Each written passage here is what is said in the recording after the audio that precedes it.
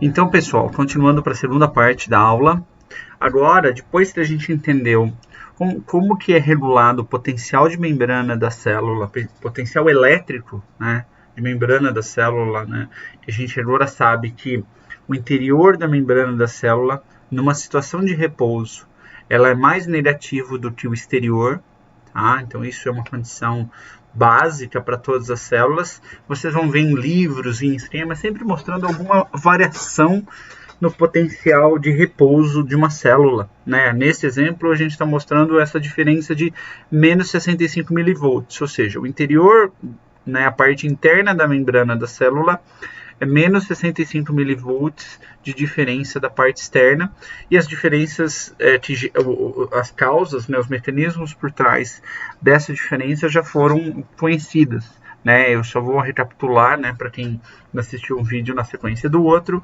que como o neurônio em repouso, a membrana dele é mais permeável ao potássio do que aos demais íons, o que acontece é que existe uma tendência do potássio de sair da célula. Como o potássio tem carga positiva, essa saída de íons carregados positivamente geram essa corrente elétrica, no caso negativa, porque o interior da célula está perdendo íons carregados positivamente com essa saída do potássio. E por que o potássio sai? Porque a concentração de potássio é muito maior dentro da célula do que fora, e essa célula, a membrana dessa célula tem canais que permitem a saída de potássio numa situação de repouso. Não é livremente, mas a permeabilidade do potássio é maior do que a dos outros íons. Agora, vamos imaginar, né, e aqui a gente pode estar começando a fazer uma transição do módulo de fisiologia celular para a neurofisiologia. Então a gente vai começar a usar cada vez mais exemplos de neurônios, de fenômenos que acontecem no sistema nervoso central, muito embora isso que a gente está observando em neurônios também acontece em outras células. O neurônio não é a única célula excitável que desencadeia essas alterações de potencial de membrana. Várias outras são células musculares, células endócrinas e assim por diante. Mas o neurônio é uma característica muito especial dela ser realmente essas alterações no potencial elétrico de membrana gerarem respostas bastante pronunciadas, e isso é crítico para o funcionamento do sistema nervoso. Então, a partir de agora, a gente vai passar a utilizar com frequência como exemplo, né, para entender uma fisiologia celular, aquilo que acontece nessas células excitáveis que são os neurônios. Então, nesse esquema que a gente está observando aqui, temos um neurônio que está em repouso, o potencial de membrana, como eu já destaquei, menos 65 milivolts, e esse neurônio recebe um contato de uma outra célula, de um outro neurônio, em que esse contato pode levar à liberação de neurotransmissores aqui nesse espaço. A gente vai comentar isso na última parte da aula de hoje. A gente vai explicar esse fenômeno que se chama sinapse, que envolve a liberação de neurotransmissores, de mediadores químicos, por esta célula aqui, e esses mediadores químicos vão agir na célula-alvo, no caso, esse neurônio que está agora sendo excitado por essa sinapse excitatória. Tá? Então, os neuromoduladores produzidos pelo neurônio que está liberando essas substâncias, eles podem acabar tendo uma ação excitatória ou inibitória. No exemplo aqui, é uma ação excitatória, por isso é chamada sinapse excitatória. E como que essa sinapse excitatória pode aumentar a atividade do neurônio-alvo? E por isso que a gente disse que esse neurônio está excitado. Ele aumenta porque ele leva a um influxo de sódio. Puxa vida, como que você consegue aumentar a entrada de sódio pela membrana da célula? Simples. Esses mediadores químicos que estão sendo liberados aqui vão levar à abertura de canais de sódio. Esses canais de sódio não vieram do nada. Eles já estavam na membrana, só que eles estavam numa forma inativa. E na hora que esses mediadores químicos se ligam a esse canal ele acaba sendo aberto. E ele vai permanecer aberto por uma fração de segundos apenas. Tá? E essa fração de segundos é suficiente para permitir um certo influxo de sódio. E agora notem que fenômeno interessante. Antes, como eu já mencionei para vocês, o potencial de membrana estava em menos 65 mV, porque prevalecia a saída do potássio. Então a célula estava perdendo carga positiva. Agora, quando esse neurônio passou a ser excitado por esse estímulo, o potencial de membrana se tornou menos negativo do que era antes. Por quê? A saída do potássio está sendo parcialmente compensada pela entrada do sódio. Então você tem uma corrente elétrica saindo, né, saída do potássio, e você também tem íons positivos entrando, né, que no caso agora é a entrada de sódio por conta deste estímulo. Enquanto esse estímulo existir, esse estímulo vai manter os canais de sódio abertos dentro da célula, na membrana da célula, e portanto esse influxo de sódio vai existir. Então é aquilo que eu falei previamente na primeira parte da aula sobre o potencial de Nernst, que o potencial de membrana, na realidade, é a somatória dos potenciais de equilíbrio dos vários íons. E aqui a gente não tem mais só a influência principal do potássio, mas temos agora uma influência mais pronunciada do sódio, que visa jogar o potencial de membrana mais próximo do potencial de equilíbrio do sódio. Claro que ainda está muito longe, o potencial de equilíbrio do sódio ele é positivo, não é negativo, mas isso compensa parcialmente a influência maior que o potássio está exercendo sobre a membrana da célula. Então, gente, aqui, quando o neurônio ou alguma célula sofre essa sinapse excitatória, e normalmente isso leva ao influxo de sódio, a gente diz que esse neurônio está sofrendo uma despolarização. Então, despolarização é o nome dado justamente por este fenômeno em que o neurônio fica menos negativo do que estava antes. Portanto, ele fica excitado. Tá? Então, sinapses excitatórias produzem despolarizações no neurônio-alvo, e agora nós sabemos que a despolarização nada mais é do que fazer com que o potencial de membrana da célula fique menos negativo do que estava antes. Na prática, o que isso significa? Isso significa que essa célula se torna mais excitada, mais ativa. Então, dependendo da célula, ela vai exercer mais a sua atividade. Se é um neurônio, ele vai produzir mais mensageiros químicos. Se é uma célula endócrina, ela vai secretar mais hormônios. Se é uma célula muscular, ela vai contrair mais. E assim por diante. Tá? Isso é muito importante. E, finalmente, a gente está mostrando que um dos principais, porém não é único esse mecanismo, mas um dos principais mecanismos que levam a uma despolarização é justamente a abertura de canais de sódio. Portanto, notem como alterações na condutância iônica na membrana levam a alterações no potencial elétrico da membrana. Porque quando a condutância, entendam como permeabilidade do íon passando de um lado para o outro da membrana. Então, na hora que você permite que um íon passe com mais facilidade ou com menos facilidade, você está alterando esse fluxo iônico, que em última instância é um fluxo elétrico, porque esses íons têm cargas, e portanto isso influencia o potencial elétrico de membrana da célula. Numa outra situação, aqui embaixo, eu quero mostrar para vocês o que normalmente acontece numa chamada sinapse inibitória. Então, quando este neurônio sofre um processo de inibição, e de novo, num processo de inibição, a atividade dessa célula fica reduzida. Como isso acontece? Isso acontece justamente deixando o potencial de membrana da célula mais negativo do que ela estava antes.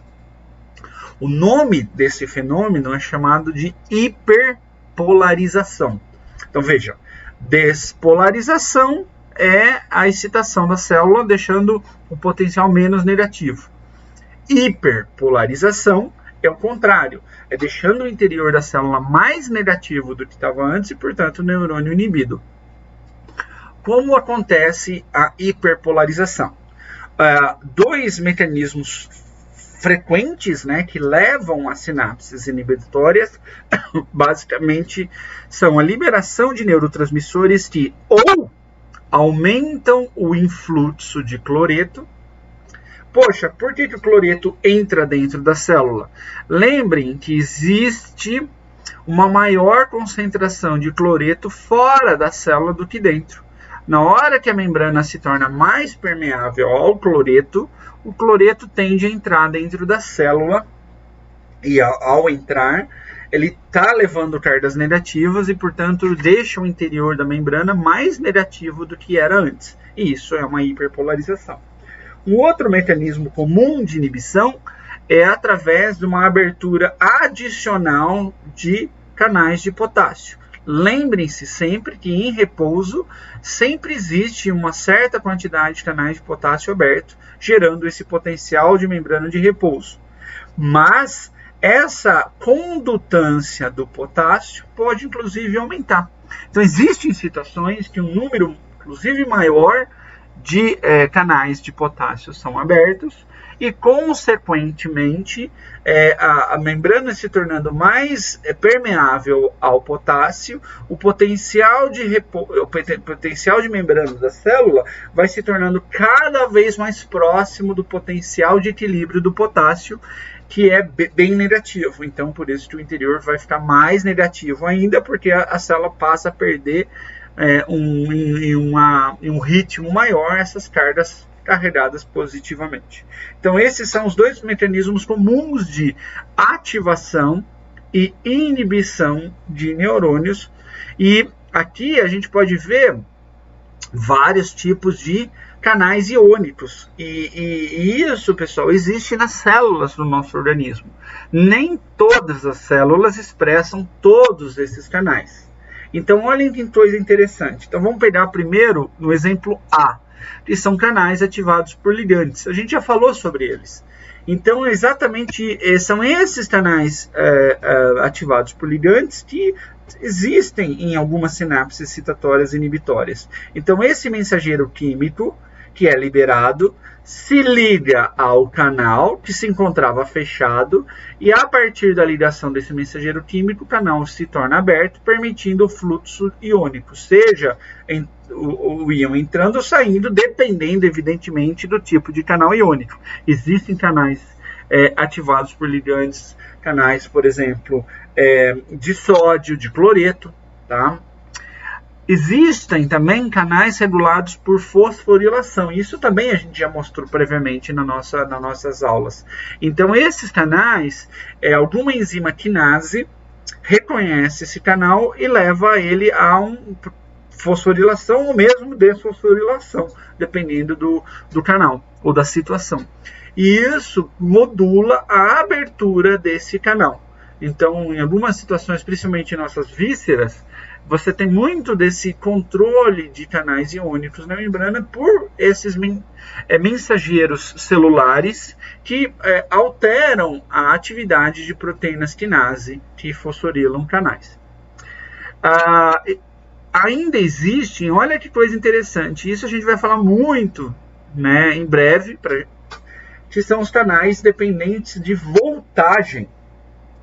Note que agora o estímulo para abrir esse canal não é nem o ligante e nem a fosforilação, mas sim alterações elétricas na membrana.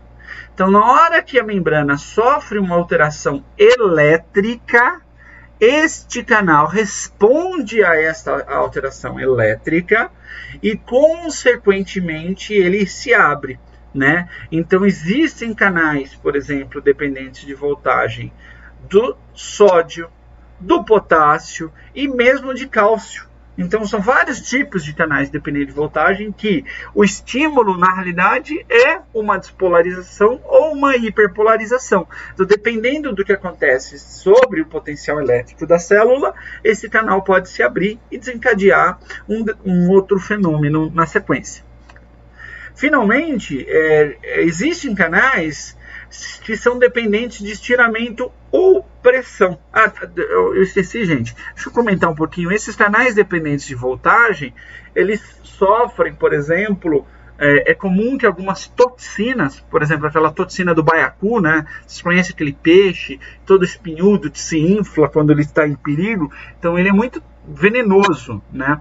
E a toxina que esse peixe tem é uma toxina que impede a abertura desses canais de sódio, no caso, dependentes de voltagem.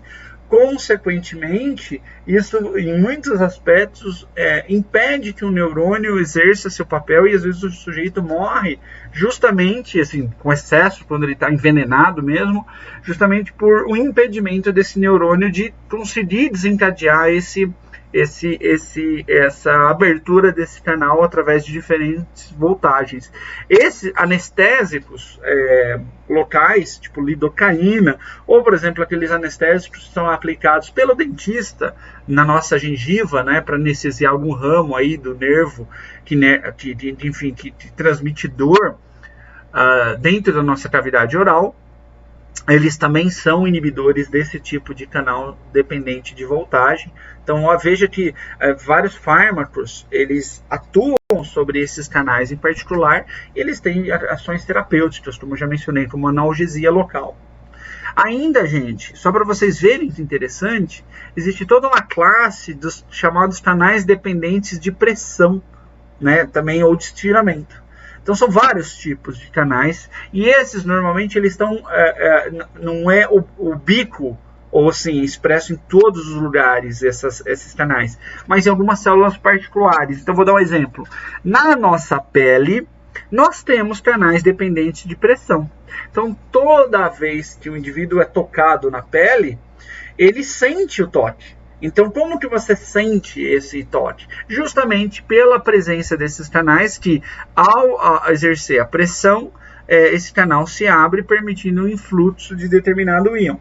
Esses canais também estão localizados em várias vísceras do nosso corpo. Tá? Então, por exemplo, para detectar dor, ou então para detectar alterações na pressão arterial, e assim por diante. Então, vejam, em resumo, gente, vários tipos de canais iônicos existem, e esses canais, no seu conjunto, servem justamente para alterar a condutância iônica da membrana da célula. E ao alterar a permeabilidade de íons na membrana, o que em última instância está acontecendo se altera o potencial elétrico da célula, porque você faz com que a célula tenha uma alteração no fluxo de íons, e veja, como os íons têm carga, isso gera uma alteração elétrica, e isso gera uma série de fenômenos, conforme a gente vai ver na aula de hoje. Agora, vamos falar um pouco mais sobre um fenômeno que é desencadeado por alterações no potencial elétrico da célula, que ele é chamado potencial de ação.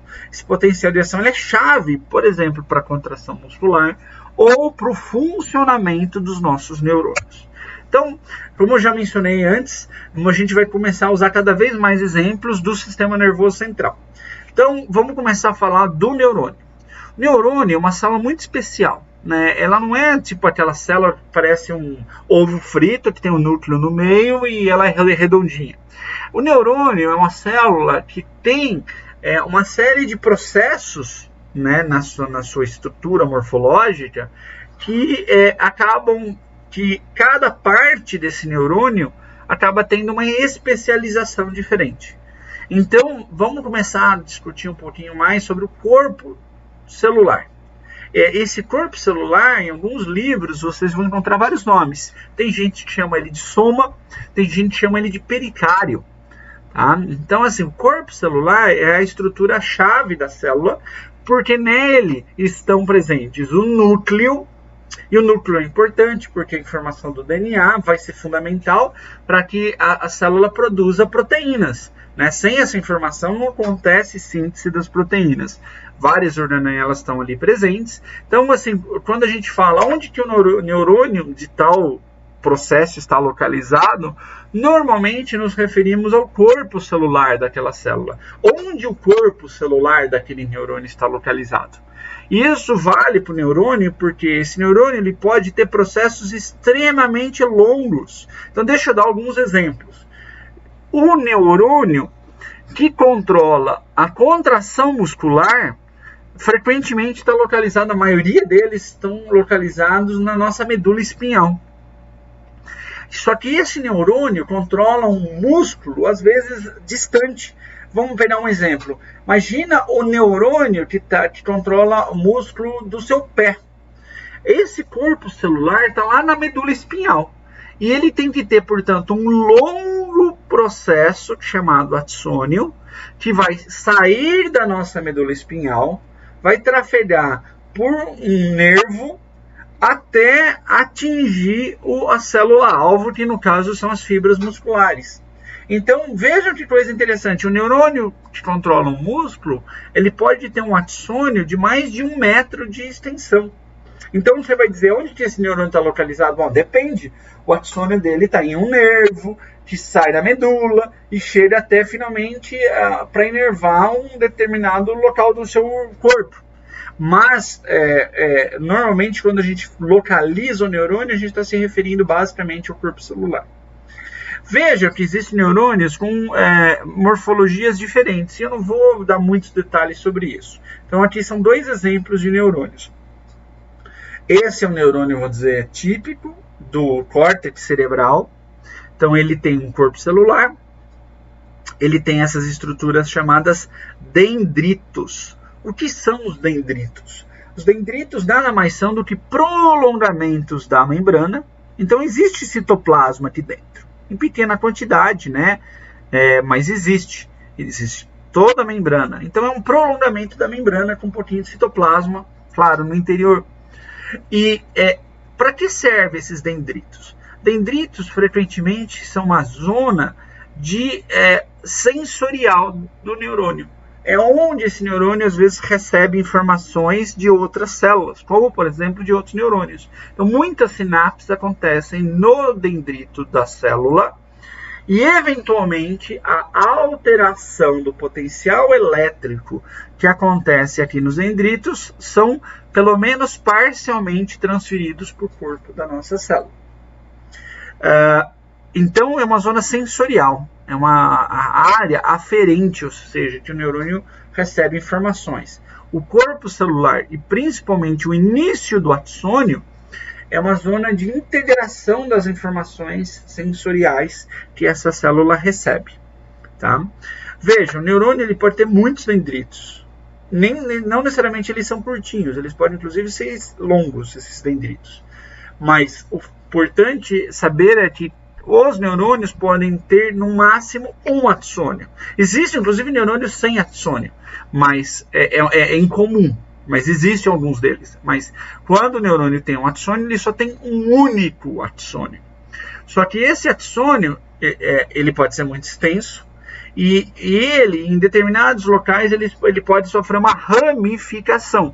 Não significa que vão existir outros axônios, mas são ramos do mesmo axônio.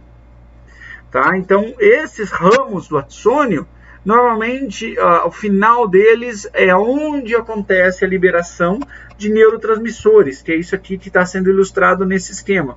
Então, a liberação desses mensageiros químicos normalmente acontece nessa porção final do axônio, que são chamados terminais axônicos. Então, são nos terminais axônicos onde acontece a liberação de neurotransmissores.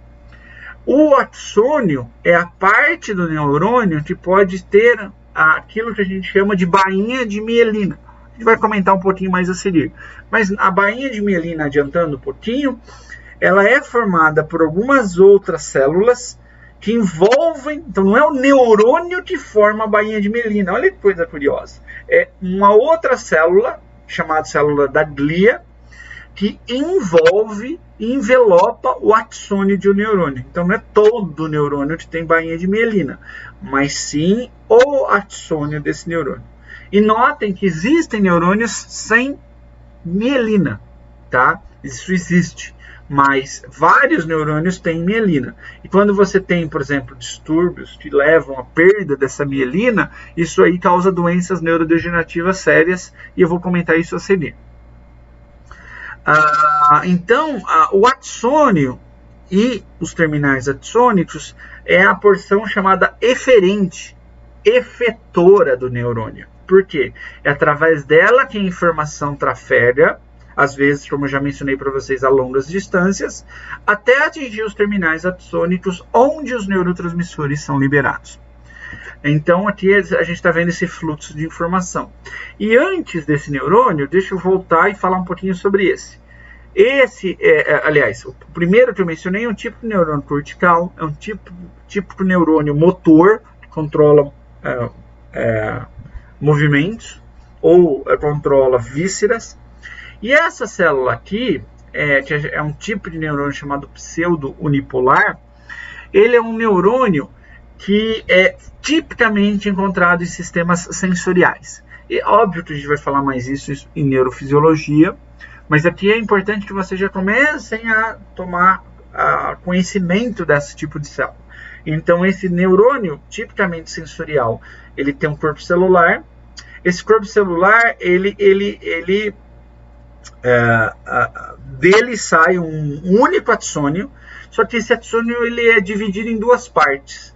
Em uma parte, esse axônio ele tem uma função sensorial, e na outra parte a porção efetora, tal como esse axônio aqui da frente. Então, na porção efetora, a gente já viu, pode ter mielina, e depois isso se ramifica em várias outras terminais para formar esses múltiplos terminais axônicos. Agora, o que é interessante notar é essa porção do axônio sensorial. Então, normalmente esse neurônio sensorial, ele tem várias terminações, que nessas terminações chamadas sensitivas, existe a presença de receptores. Por exemplo, um receptor sensorial é exatamente esse receptor de pressão que a gente mencionou anteriormente.